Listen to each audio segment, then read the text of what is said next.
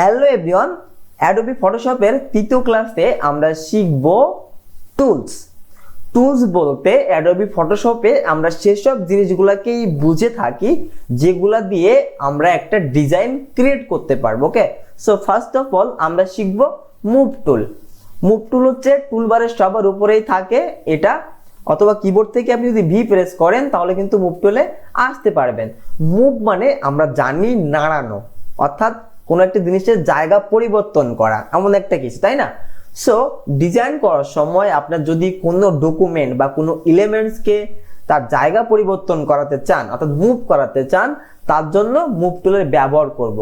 আপনাদের বোঝার সুবিধার্থে আমি এখানে একটা ছবি এনে রেখেছি। ধরুন ছবিটাকে চাচ্ছেন এই মাঝ থেকে এক পাশে নিয়ে আসবেন, একটা কর্নারে নিয়ে আসবেন। তার জন্য কি করতে হবে? তার জন্য আমাকে মুভ টুলে যেতে হবে এবং আমরা যাকে এই কর্নারে নিব সেই ডকুমেন্টটাকে সিলেক্ট করব। দেখুন সিলেক্ট করলেই কিন্তু চারপাশে এমন একটা শো ট্রান্সফর্ম কর্নার শো হবে, এর নাম হচ্ছে শো ট্রান্সফর্ম কর্নার।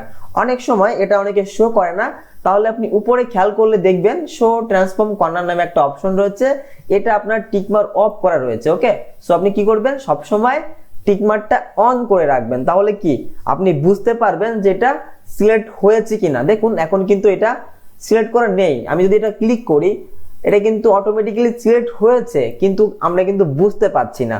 সো বোঝার সুবিধার্থে আমরা এই অপশনটাকে সবসময় অন রাখবো। ওকে, সো আমরা অন করে দিলাম। এবার দেখুন চাচ্ছি এখান থেকে এখানে আনবো, তো কি করব? মাউস দিয়ে আবার ক্লিক করে চেপে রেখে জাস্ট ড্র্যাগ করে এখানে নিয়ে ছেড়ে দিলেই কিন্তু চলে আসবে।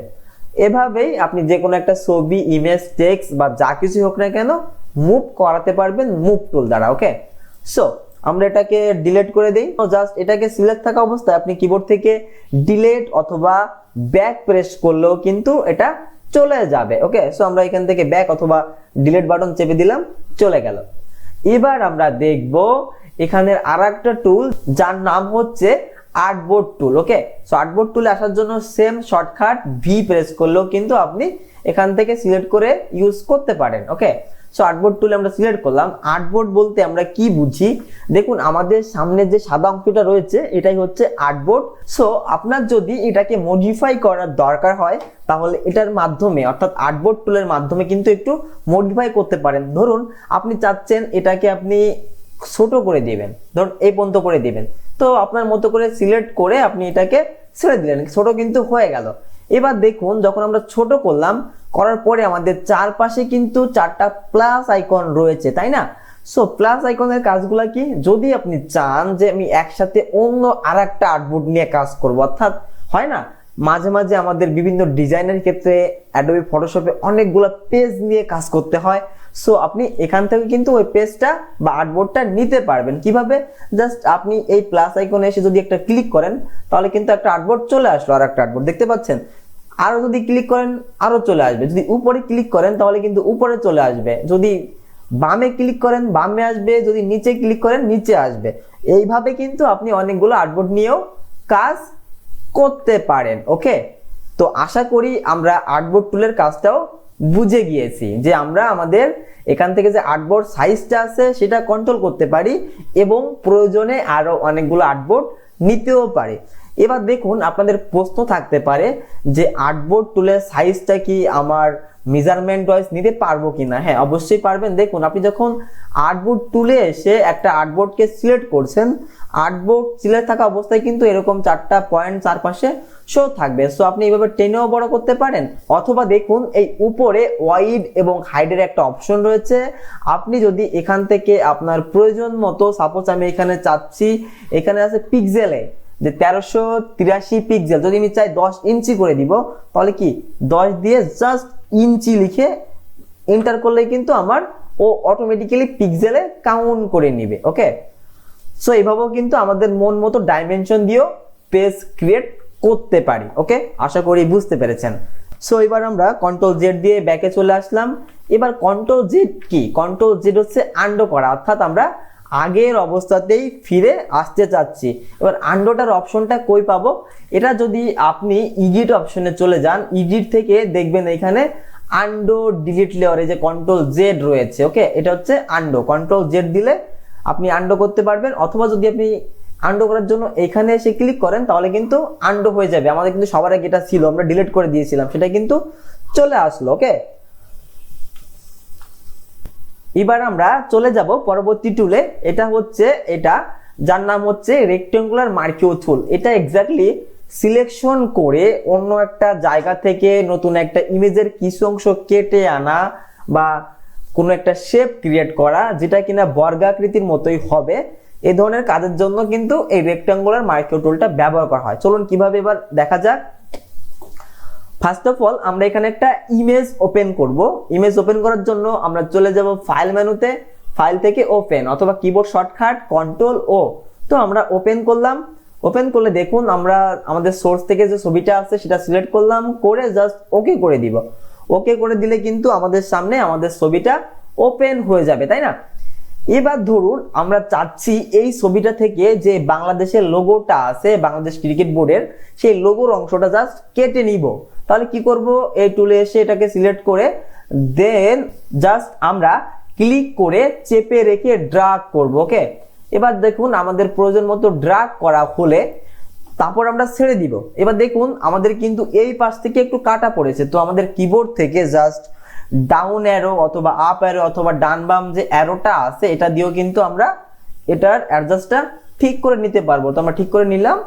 এবার আমরা কি করব, কপি করব অংশটা। কপি করার জন্য কোথায় যাব, এডিট মেনুতে যাব। এডিট থেকে এই যেখানে কপি, যার শর্টকাট কি কন্ট্রোল সি, আমরা এখান থেকে ক্লিক করেও কপি করতে পারি অথবা কিবোর্ড থেকে কন্ট্রোল সি দিয়েও কিন্তু কপি করতে পারি। এবার আমরা যে পেজটাতে নিব, অর্থাৎ আমরা আগের পেজটাতে নিতে চাচ্ছি এটা, তো আগের এই সাদা পেজটাতে যাব, গিয়ে আমরা কি করব, কন্ট্রোল ভি করব, অর্থাৎ এই পেজে এনে পেস্ট করব। পেস্ট অপশনটা কোথায়, এই এডিটে এসে দেখুন এই যে পেস্ট অপশন, তার শর্টকাট কি কন্ট্রোল ভি। আমরা এটা ক্লিক করলে কিন্তু ছবিটা এসে যাবে, অথবা যদি আমরা কিবোর্ড থেকে কন্ট্রোল ভি দেই তাহলেও কিন্তু আরো চলে আসবে। দেখুন চলে আসে, কন্ট্রোল ভি যত দিবেন ততবারই এটা কিন্তু আসবে। সো সিলেকশন টুলের এটা শিখলাম। এবার শিখবো এর পরবর্তী টুলস, ইলিপ্টিক্যাল মার্কিও টুল। এটার কাজ কি, এটার কাজও এটার মতোই সেম, জাস্ট ওটা গোল করে কাটবে। ওকে, গোলটা কিভাবে করবে চলুন দেখি। এই পেজে আসলে আমরা দেখতে পাবো এখানে একটা সিলেকশন এরিয়া শো রয়েছে, তাই না? তো এটাকে ডিসিলেক্ট করার জন্য আমরা চলে যাব সিলেকশন মেনুতে এবং এখান থেকে দেখুন ডিসিলেক্ট নামে একটা অপশন আছে, যার শর্টকাট কন্ট্রোল ডি। আপনি এখানে এসেও ডিসিলেক্ট করতে পারেন অথবা কিবোর্ড থেকে যদি কন্ট্রোল ডি দেন তাও কিন্তু করতে পারেন। তো ডিসিলেক্ট হয়ে গেলে আমরা এবার যদি চাই ইলিপ্টিক্যাল মার্কিও টুল দ্বারা এটা করব, তো এটা সিলেক্ট করে প্রয়োজনের সাপেক্ষে আপনি সিলেক্ট করে ছেড়ে দিলেন। ওকে, ছেড়ে দিয়ে just control C control V দ্বারা আপনি পেস্ট করতে পারবেন। ওকে, এবার ধরুন একটা কথা আসতে পারে যে আমি যখন এই টুল দ্বারা সিলেকশন করতেছি তখন আমার এটা গোল হচ্ছে না, একটু ডিম্বাকৃতি হয়ে যাচ্ছে। তো গোল করার জন্য আমি কি করব, সো গোল করার জন্য আপনি শিফট চেপে ধরুন, দেখবেন কি এটা গোল হয়ে যাবে, প্রপারলি গোল হয়ে যাবে, তাই না? এবার শিফটের সাথে যদি আমরা অল্টার চেপে ধরি তাহলে কি হবে, ধরুন আমরা যখন শুধুমাত্র শিফট চেপে ড্র্যাগ করতেছিলাম তখন কিন্তু শুধুমাত্র যেখান থেকে টানতেছিলাম ওইখান থেকে যেদিকে মাউস টানতেছি ওই দিকেই কিন্তু গোল হয়ে প্রপোর্শন ওয়াইজ বাড়তেছে। বাট যদি অল্টার চেপে ধরি তো আমরা যেখান থেকে যে পয়েন্টটা থেকে আমরা ড্র্যাগ করতেছি ওই পয়েন্টটা থেকে চারিদিকেই সমানভাবে বাড়বে। ধরুন এখান থেকে ড্র্যাগ করতেছি, টানলে চারদিকেই দেখুন সমানভাবে বাড়তেছে। ওকে, এটা হচ্ছে শিফট আর অল্টার ধরলে হবে। আপনি যেমন এই ইলিপ্টিক্যাল মার্কিও টুল দ্বারা এগুলো করলেন, আপনি যদি এইখানে এসে এই রেক্টেঙ্গুলার মার্কিও টুল দ্বারাও সেম ভাবে করতে পারবেন। যেমন আপনি যদি ফ্রি হ্যান্ড চাচ্ছেন, একটু বর্গাকৃতির হচ্ছে না, যদি আপনি শিফট চেপে ধরেন তাহলে কিন্তু কি প্রপারলি একটা বর্গক্ষেত্র তৈরি হচ্ছে। যদি অল্টার শিফট চেপে ধরেন তাহলে কিন্তু চারপাশেই সমানভাবে বড় হচ্ছে। ওকে, সো অল্টার শিফট চেপে ড্র্যাগ করার ইউজটাও কিন্তু আমরা বুঝে গিয়েছি। হ্যাঁ, তো আমরা এখানে গোল শেপ দিয়ে একটা কাটবো। সো ইলিপ্টিক্যাল সিলেক্ট করলাম, করে আমরা এর মাঝ বরাবর আসলাম। মাঝ বরাবর এসে যদি কন্ট্রোল শিফট চেপে ড্র্যাগ করি তাহলে তো চারপাশ দিয়ে একসাথে বড় হবে। এরপর আমরা আমাদের প্রয়োজন মতো বড় করে ছেড়ে দিলাম। এবার কি করব, কপি করব, কন্ট্রোল সি অথবা এডিট থেকে কি কপি। এবার এই পেজে আসলাম, এডিট থেকে পেস্ট বা কন্ট্রোল ভি করে দিলাম, তাহলে কি গোল আকৃতিতে কিন্তু চলে আসলো। ওকে, সো এবার আমরা দেখব এইগুলার সমন্বয়ে কিভাবে আমরা একটা শেপ ক্রিয়েট করতে পারি। তো এইগুলো আমি সব সিলেক্ট করে আমি ব্যাক দিয়ে দিলাম। ওকে, সিলেক্ট কিভাবে করলাম, সিলেক্ট করলাম হচ্ছে মুভ টুলে এসে জাস্ট আপনি এখান থেকে ফ্রি হ্যান্ড যদি সিলেকশন করেন তাহলে সবগুলা কিন্তু সিলেক্ট হয়ে যাবে। তো ব্যাক দিলেই ডিলেট হয়ে গেল, অথবা আপনি কন্ট্রোল জেড দিয়ে অথবা আনডু করেও কিন্তু সবগুলাকে মুছে ফেলতে পারেন। ওকে, এবার আমরা দেখব এইগুলা দ্বারা আমরা কিভাবে একটা শেপ ক্রিয়েট করব। তো ইলিপ্টিক্যাল মাইক্রো টুলটাই আগে দেখা যাক। ধরুন আমরা এখান থেকে একটা শেপ বানাবো, তার জন্য কি করব, ধরুন একটা ফ্রি হ্যান্ড ড্রয়িং করলাম এটা। এবার এখানে একটা কালার দিব। এই যে আমাদের একটা কালার প্যানেল রয়েছে, এই কালার প্যানেলের উপরে যেটা রয়েছে এটাকে বলা হয় ফরগ্রাউন্ড কালার। দেখুন এখানে ছোট করে লেখা আছে ফরগ্রাউন্ড কালার, আর নিচেরটা হচ্ছে ব্যাকগ্রাউন্ড কালার, অর্থাৎ পিছনে যেটা সেটা ব্যাকগ্রাউন্ড, উপরটা ফরগ্রাউন্ড। এখানে যদি আমরা চাই ফরগ্রাউন্ড কালারটাকে আমরা রেড করে দিব, তো জাস্ট এটার উপরে মাউসটা রেখে ক্লিক করলেই আমাদের সামনে কালার প্যানেলটা চলে আসবে। এবার জাস্ট এখান থেকে রেডটা নিলাম, এটা সিলেক্ট করলাম, ওকে করলেই কিন্তু রেড কালারটা চলে আসবে।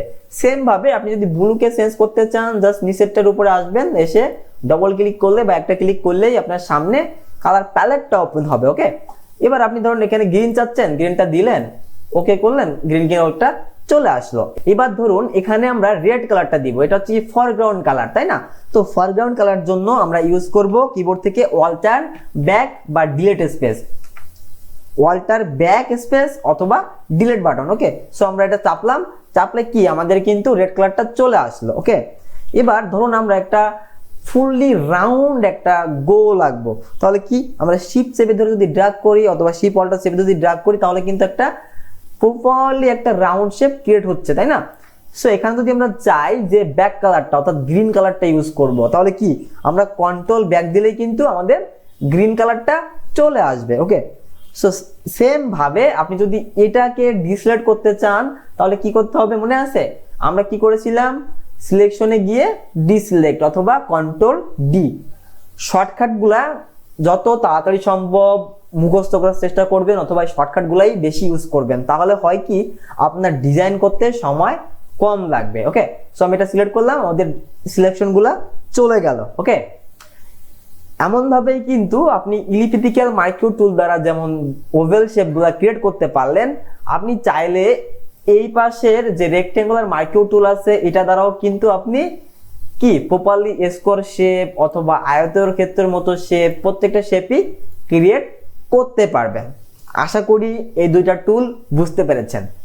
এবার আমরা দেখব এর নিচে আরো দুইটা টুল রয়েছে, একটা হচ্ছে সিঙ্গেল রো মাইক্রো টুল। এটা হচ্ছে কি আমরা যখন কোনো ডিজাইন করি আমাদের বিভিন্ন সময়ে লাইন সোজা রাখার জন্য আমরা কি লাইনের ইউজ করি। সো এটা দ্বারা আপনি লাইন ইউজ করতে পারেন। যেমন এখানে যদি আমি একটা ক্লিক করি দেখুন এই বরাবর কিন্তু একটা লাইন ক্রিয়েট হয়েছে, তাই না?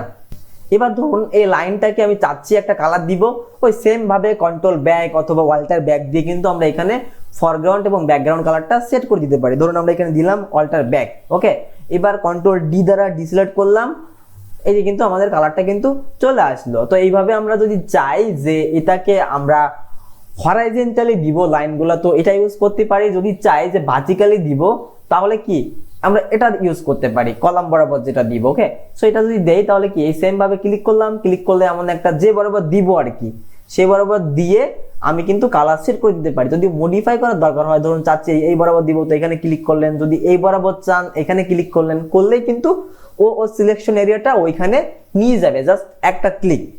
এবার যদি কালার দিতে চান, ধরুন আমরা গ্রিন কালারটা দিব, সো কি কন্ট্রোল ব্যাক স্পেস অথবা কন্ট্রোল ডিলিট স্পেস। ওকে, সো আমরা চাপলাম এটা, এখানে কিন্তু যদি ডিসিলেক্ট করে দেই সিলেকশন থেকে ডিসিলেক্ট অথবা কন্ট্রোল ডি, কিন্তু এই যে আমাদের কি লাইনটা কিন্তু চলে এসেছে, কালারটা এখানে কিন্তু হলো। তো এভাবে ডিজাইন করার সময় আমরা বিভিন্ন সহযোগিতার জন্য কিন্তু এই ধরনের বিভিন্ন লাইন ইউজ করতে পারি।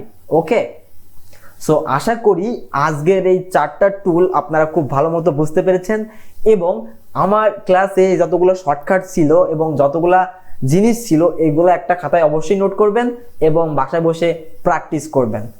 দেখা হবে আগামী ক্লাসে, সে পর্যন্ত সবাই ভালো থাকবেন। ধন্যবাদ সবাইকে।